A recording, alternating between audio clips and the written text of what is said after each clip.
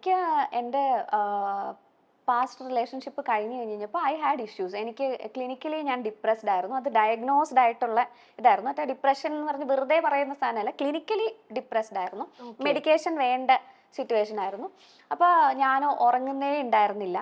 എനിക്ക് തോന്നുന്നൊരു 1.5 മാസത്തോളം ഞാൻ ഉറങ്ങിയതേ ഇല്ല. ഡേയിലും ഉറങ്ങില്ല, ഡേയും ഉറങ്ങില്ല, നൈറ്റും ഉറങ്ങില്ല, ഫുൾ ടൈം ഓണാണ്. അപ്പൊ എന്താ ഈ ആലോചിച്ചോണ്ടിരിക്കണേ? എനിക്കും അറിയത്തില്ല.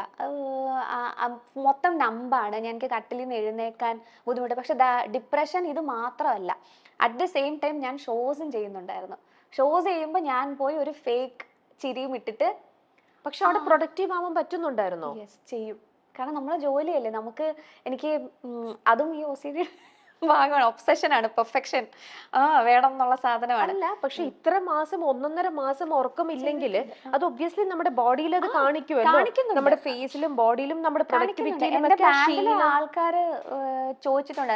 they didn't know that I was going through something എന്നുള്ളത് അവർക്ക് അറിയത്തില്ലായിരുന്നു. പക്ഷെ ഓരോ ദിവസം എൻ്റെ ഡ്രമ്മർ എന്നോട് ചോദിച്ചത്, എടി നീ കരഞ്ഞിട്ടാണോ നീ ഷോയ്ക്ക് വന്നേക്കുന്നതെന്ന് ചോദിച്ചപ്പോൾ ഞാൻ എനിക്ക് ജലദോഷം എന്ന് പറഞ്ഞു. അപ്പോൾ ഉടനെ ഇവൻ പറഞ്ഞു, നിനക്ക് എല്ലാ ദിവസവും അങ്ങ് ജലദോഷമാണല്ലേ എന്ന് പറഞ്ഞു. അപ്പൊ they were noticing. പക്ഷെ അവർക്ക് അറിയത്തില്ല അതിനുള്ളൊരു പേഴ്സണൽ റിലേഷൻഷിപ്പ് നമ്മൾ ആരും തമ്മിൽ ഉണ്ടായിരുന്നില്ല ആ സമയത്ത്. ഇപ്പോഴാണെങ്കിൽ എനിക്ക് അവരുടെ അടുത്ത് എനിക്ക് ഇച്ചിരി വിഷമമാണ് എന്ന് എനിക്ക് പറയായിരുന്നു. അന്ന് എനിക്കത് പറയാനുള്ളൊരു ഇതായിട്ടില്ല അവരുമായിട്ട്. അങ്ങനെ ആയിരുന്നു. അപ്പൊ എനിക്കൊരു സ്റ്റേജ് എത്തിയപ്പോൾ എനിക്ക് മനസ്സിലായി ഞാൻ തന്നെ കൈവിട്ട് പൊക്കോണ്ടിരിക്കുവാന്ന് എനിക്ക് മനസ്സിലായി കഴിഞ്ഞപ്പോൾ ഐ വെന്റ് ഫോർ ഹെൽപ്പ് എടുത്തു കഴിഞ്ഞ് കഴിഞ്ഞപ്പോഴാണ് അവര് ഇൻ മിനിറ്റ്സ് അവര് റിയലൈസ് ചെയ്തു ഇത് ക്ലിനിക്കലി ഡിപ്രസ്ഡ് ആണെന്നുള്ള കാര്യം.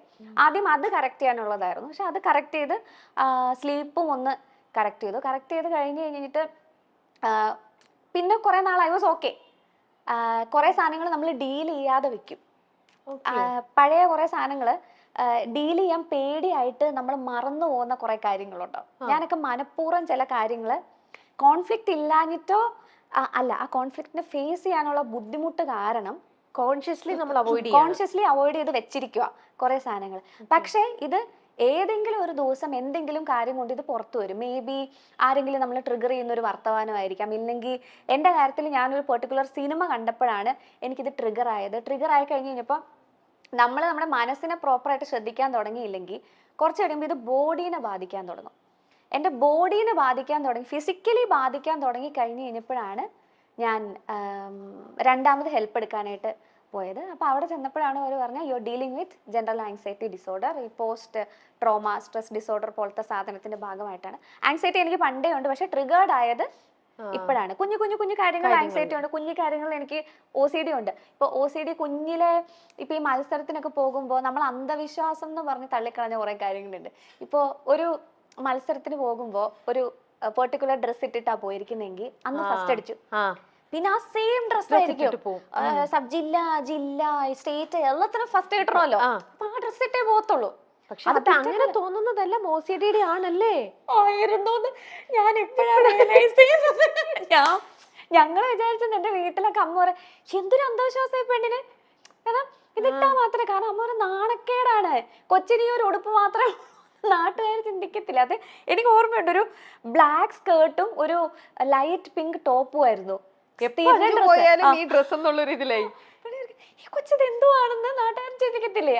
ഇവരോർക്കും ദേവി ഇവർക്ക് ഈ കൊച്ചിനൊരു ഉടുപ്പ് മേടിച്ചു കൊടുക്കാൻ പൈസ ഇല്ലെന്നൊക്കെ അമ്മയൊക്കെ അങ്ങനെയാ ചിന്തിക്കുന്നത്, അമ്മയപ്പനൊക്കെ അങ്ങനെ ആയിരിക്കും ചിന്തിക്കുന്നത്. പക്ഷെ പിന്നെയാണ് നമ്മൾ ഇവരുടെ അടുത്ത് സംസാരിച്ചപ്പോഴാണ് ഓക്കെ ഫൈൻ, എല്ലാവരും ഇങ്ങനെ ചെയ്യുന്നത് ഇതായിരിക്കണമെന്നില്ല, എനിക്ക് ആയതുകൊണ്ടാണ് അല്ല ഫ്രീക്വൻസി ഇങ്ങനെ കൂടുമ്പോൾ അത് ഒബ്വിയസ്ലി അത് OCDയുടെ ലക്ഷണമാണല്ലോ. ഇത് മാറാത്ത സംഭവമൊന്നും അല്ല കേട്ടോ, നമുക്ക് മാനേജബിൾ ആണ്.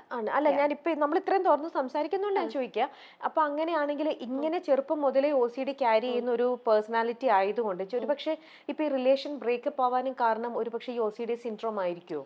OCD അല്ല, അതിന് അതിൻ്റെതായിട്ടുള്ള പ്രോപ്പർ റീസൺസ് ഉണ്ട്. പക്ഷേ ഐ കാൺ ഓക്കെ, റിവീൽ ചെയ്യാൻ പറ്റില്ല. റിവീൽ ചെയ്യില്ല. Okay, that's fine. അത് എത്തിക്സ്. അല്ലല്ല, അത് നിങ്ങളുടെ പേഴ്സണൽ അല്ല. ഞാൻ ചോദിക്കുന്നത് ഇപ്പൊ OCD കാരണമാണോ അത് എന്ന്. ഞാൻ നമ്മളിപ്പോ OCD-നെ കുറിച്ച് ഇത്രയും ഡീറ്റെയിൽ ആയിട്ട് സംസാരിച്ചുകൊണ്ട് ചോദിച്ചത്. ഇല്ല അതല്ല. Okay okay.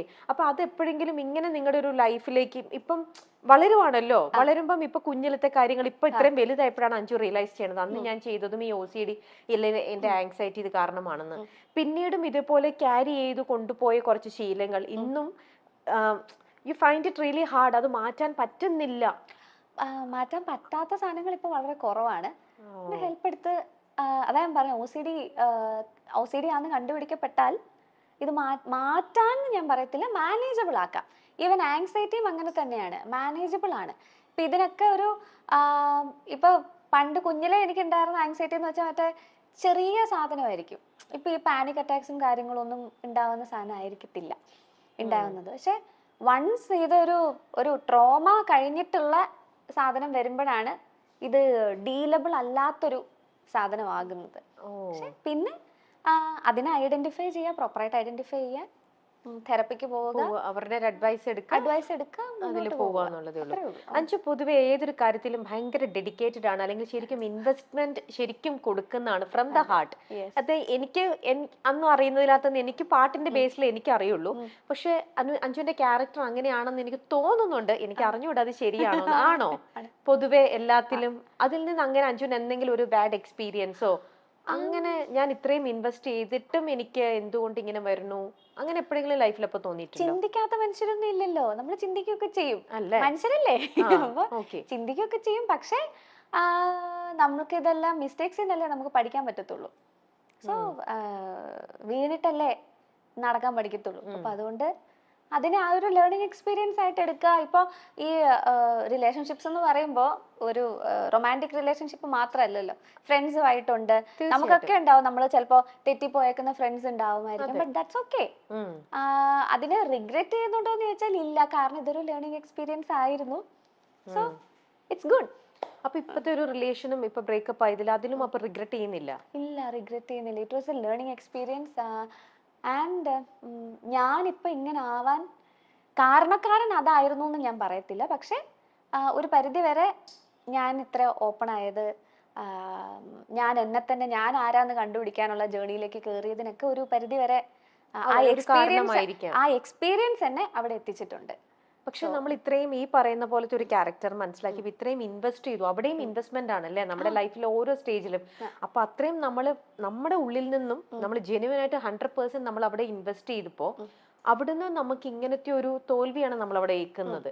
അപ്പൊ ആ ഒരു ഹാർട്ട് ഫീലിംഗ് എന്ന് പറയുന്നത് ശരിക്കും ഹാർട്ട് ഫീലിംഗ് ഒക്കെ ഉണ്ടെന്നേ, മനുഷ്യരല്ലേ. വിഷമം വരും, നല്ല വിഷമം ഉണ്ടായിരുന്നു, കരഞ്ഞു തീർത്തിട്ടുണ്ട് ഇഷ്ടം പോലെ. പിന്നെ ലക്കിലി ഞാനത് പ്രോപ്പർ ഹെൽപ്പോട് കൂടിയാണത് ഹാൻഡിൽ ചെയ്തത്. പ്രോപ്പർ സൈക്കാട്രിസ്റ്റ് ഉണ്ടായിരുന്നു, സൈക്കോളജിസ്റ്റ് ഉണ്ടായിരുന്നു, പ്രോപ്പറായിട്ട് തെറപ്പി എടുക്കുന്നുണ്ടായിരുന്നു. അതിനെക്കാട്ടിയും കൂടുതൽ എൻ്റെ ഫ്രണ്ട്സ്, നമുക്കൊരു സപ്പോർട്ട് സിസ്റ്റം ഉണ്ടാവുക എന്ന് പറയുന്നത് വളരെ ഇമ്പോർട്ടൻ്റ് ആയിട്ടുള്ള കാര്യമാണ്. അപ്പോൾ അങ്ങനെ ഉണ്ടായിരുന്നത് കൊണ്ട് it's not an easy way ആണെന്ന് ഞാൻ ഒരിക്കലും പറയില്ല. ഒരു ബ്രേക്കപ്പ് ആയെങ്കിലാവട്ടെ, ഒരു ഫ്രണ്ട്ഷിപ്പ് ആവുന്നതാവട്ടെ, അല്ലെങ്കിൽ ഒരു റിലേറ്റീവായിട്ട് നമ്മൾ നല്ല ടേംസിൽ ഇരുന്നിട്ട് അത് തെറ്റുന്നതാവട്ടെ, ഇതെല്ലാം നമുക്ക് മനസ്സിന് ബുദ്ധിമുട്ടുണ്ടാക്കുന്ന ഒരു കാര്യമാണ്. അതിനകത്ത് കുറച്ച് കൂടുതൽ ഉണ്ടാക്കുന്നത് ഈ ഫ്രണ്ട്ഷിപ്പും റൊമാൻറ്റിക് റിലേഷൻഷിപ്സും ആയിരിക്കും ഈ ബുദ്ധിമുട്ട് കൂടുതൽ ഉണ്ടാക്കുന്നത്. കാരണം നമ്മൾ മേ ബി നമ്മുടെ പേരൻസിനെക്കാട്ടിലും കൂടുതൽ നമ്മൾ ക്ലോസ് ആവുന്ന നമ്മുടെ പാർട്ട്ണറിൻ്റെ അടുത്തായിരിക്കും. ചേച്ചി ഇത്ര വർഷമായിട്ട് you are in a relationship, so you know. അപ്പോൾ ആയിരിക്കാം. പക്ഷേ ഇറ്റ്സ് ഓക്കെ, തിങ്സ് ഹാപ്പൻ, ലൈഫല്ലേ, മുന്നോട്ട് പോയേ പറ്റത്തുള്ളൂ. നമുക്ക് ആർക്കും പോയി ആത്മഹത്യ ചെയ്യാനൊന്നും പറ്റത്തൊന്നുമില്ലല്ലോ. We have to move on. അപ്പം അത് ചെയ്യുക. ആൻഡ് തെറ്റായിട്ടുള്ളൊരു ധാരണയാണ് എനിക്ക് ഇപ്പോൾ ഉള്ള എൻ്റെ സൈക്യാട്രിസ്റ്റ് അല്ല, പക്ഷെ അതിന് മുന്നേ ഉണ്ടായിരുന്ന പുള്ളി എനിക്ക് പറഞ്ഞു തന്നൊരു കാര്യമുണ്ട്. ഇഫ് യു കനോട്ട്, എല്ലാവർക്കും ഉള്ളൊരു ചോദ്യമാണ്, how can you stop loving a person എന്നുള്ളത്. That's a big question, right? അത് എനിക്ക് കോൺസ്റ്റന്റ് ആയിട്ട് എനിക്ക് ഇൻസ്റ്റാഗ്രാമിൽ കുറേ പിള്ളേരുണ്ട്, കൊച്ചു പിള്ളേർ ഈ റിലേഷൻഷിപ്പിൽ പെട്ടിട്ട് നല്ല റിലേഷൻഷിപ്പിലായിട്ട് അവർക്ക് ബ്രേക്കപ്പ് ആയി കഴിഞ്ഞിട്ട് സഹിക്കാൻ പറ്റുന്നില്ല എന്ന് പറഞ്ഞ് വിളിക്കുന്ന പിള്ളേരുണ്ട്, കുറേ പേരുണ്ട്. അപ്പൊ ഇവരുടെ ഒക്കെ ഒരു മെയിൻ ചോദ്യമാണ്, how can we stop loving a person? അപ്പോൾ ഞാൻ പറയുന്നത് ശരിയാണോ എന്ന് എനിക്കറിയത്തില്ല. പക്ഷെ എനിക്ക് പുള്ളി അന്ന് പറഞ്ഞു തന്നൊരു sentence, you don't have to stop loving a person, പിന്നെ you can still love that person and choose not to be with them. How? That's possible. മുൻപാണ് ഗായിക അഞ്ജു ജോസഫ് വിവാഹിതയായത്. ആദിത്യ പരമേശ്വരനാണ് അഞ്ജുവിന്റെ വരൻ. രജിസ്റ്റർ ഓഫീസിൽ വെച്ചാണ് ഇവർ വിവാഹം ചെയ്തത്. ഇതിന്റെ വാർത്ത ചിത്രം പങ്കുവച്ചുകൊണ്ടാണ് അഞ്ജു പുറത്തുവിട്ടത്. നവംബർ 28-നായിരുന്നു വിവാഹം നടന്നത്. പിന്നാലെ റിസപ്ഷനും നടത്തിയിരുന്നു. മലയാളികൾക്ക് സുപരിചിതയായ ഗായികയാണ് അഞ്ജു ജോസഫ്. സംഗീത റിയാലിറ്റി ഷോയിലൂടെയാണ് അഞ്ജു കടന്നു വന്നത്. സോഷ്യൽ മീഡിയയിലും സജീവമാണ് അഞ്ജു ജോസഫ്. തന്റെ വിവാഹമോചനത്തെക്കുറിച്ചും വിഷാദ രോഗത്തെക്കുറിച്ചും ഒക്കെയുള്ള അഞ്ജുവിന്റെ വാക്കുകൾ വാർത്തയായിരുന്നു. താരം വിവാഹിതയായി എന്ന വാർത്ത പുറത്തുവന്നതോടെ നിരവധി പേരാണ് ആശംസകളുമായി എത്തിയത്. എന്നാൽ വലിയൊരു കടമ്പ കടന്നുകൊണ്ടാണ് അഞ്ജു ജോസഫ് രണ്ടാം വിവാഹത്തിലേക്ക് എത്തിയത്. ഡിപ്രഷനും കണ്ണീരും ഒക്കെ നിറഞ്ഞ നാളുകൾ താണ്ടിക്കൊണ്ടാണ് അഞ്ജു ജോസഫ് ജീവിതത്തിലേക്ക് തിരിച്ചു വന്നത്. ഇതിനെക്കുറിച്ച് താരം തന്നെ തുറന്നു പറഞ്ഞിട്ടുമുണ്ട്. സിനിമയായിരുന്നു അഞ്ജുവിന്റെ സ്വപ്നം. ഇതിനിടെയാണ് റിയാലിറ്റി ഷോയിൽ എത്തിയത്. ഷോയിലൂടെ പ്രശസ്തി നേടാൻ അഞ്ജുവിന് കഴിഞ്ഞു. ഷോകളും താരത്തിനെ തേടിയെത്തി. ലോകത്തിന്റെ പല ഭാഗങ്ങളിലും ഷോകൾ അവതരിപ്പിക്കാൻ സാധിച്ചു. എന്നാൽ അപ്പോഴും സിനിമ എന്ന സ്വപ്നത്തിലേക്ക് എത്താൻ അഞ്ജുവിന് കഴിഞ്ഞില്ല. അതോടെ അഞ്ജു അവസരം ചോദിക്കാൻ തുടങ്ങി. അങ്ങനെ അവസരം ചോദിച്ചു നടക്കുമ്പോൾ താൻ കേട്ട തന്നെ തളർത്തിയ കമന്റായിരുന്നു ശബ്ദം കൊള്ളില്ല എന്നത്. അതോടെ ആത്മവിശ്വാസം പോയി, പാടാൻ ധൈര്യമില്ലാതായി എന്നും താരം പറഞ്ഞു. ഈ പ്രശ്നങ്ങളൊക്കെ നടക്കുന്ന സമയത്താണ് അഞ്ജു വിവാഹിതയായത്. എന്നാൽ ആ ദാമ്പത്യ ജീവിതത്തിന് അധികനാൾ ആയുസ്സുണ്ടായില്ല. വൈകാതെ തന്നെ വിവാഹമോചനവും നടന്നു. അത് തന്റെ മാനസികാരോഗ്യത്തെ തകർത്തു കളഞ്ഞു എന്നാണ് അഞ്ജു പറയുന്നത്. ജീവിതത്തിലും കരിയറിലും എല്ലാം തോറ്റുപോയി എന്ന ചിന്ത വന്നു. ഡിപ്രഷൻ അടക്കം പല പ്രശ്നങ്ങളും അനുഭവിച്ചു. അതിനിടയിലും ഷോ ചെയ്യുന്നുണ്ടായിരുന്നു. ഷോയ്ക്ക് പോകുന്ന ദിവസം രാവിലെ ഇരുന്ന് കരയും, അല്ലെങ്കിൽ സ്റ്റേജിൽ കയറുന്നതിന് മുന്നേ ഇരുന്ന് കരയുകയാണ് താൻ ചെയ്യാറുള്ളത്. ആ സമയത്ത് ആത്മഹത്യ ചെയ്യുന്നതിനെ കുറിച്ച് പോലും അഞ്ജു ചിന്തിച്ചിരുന്നു. 1-2 മാസം ഉറക്കമില്ലാതെ ഇരുന്ന് കരഞ്ഞിട്ടുണ്ട്. എങ്ങനെ അതിൽ നിന്നും കയറി വരണമെന്ന് അറിയില്ലായിരുന്നു. ആ അവസ്ഥയിൽ നിന്നും പുറത്തു വരാൻ കാരണം തെറാപ്പിയും സുഹൃത്തുക്കളുമാണെന്നാണ് അഞ്ജു പറയുന്നത്.